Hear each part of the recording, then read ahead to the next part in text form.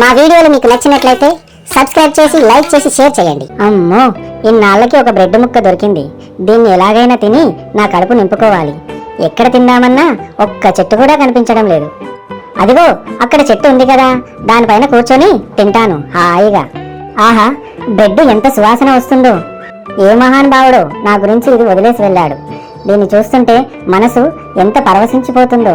భలే మంచి రోజు, పసందైన రోజు, వసంతాలు కురిసే నేటి రోజు, ఓహో వసంతాలు కురిసే నేటి రోజు. అబ్బా, ఎవరిది గొంతు ఇంత కఠోరంగా ఉంది? ఇలాంటి ఘోరమైన గొంతు మా కాకిబావదే, ఇంకెవరిది? ఎందుకింత ఆనందంగా ఉన్నాడో? కొంపదీసి రొట్టె ముక్క అయితే దొరకలేదు కదా, వెళ్ళి చూద్దాంలే. మా కాకిబావ చేతిలో నిజంగానే బ్రెడ్ ముక్క ఉంది. దీన్ని ఎలాగైనా దొంగిలించాలి. అది చూస్తుంటే నా నోరు ఊరిపోతుంది.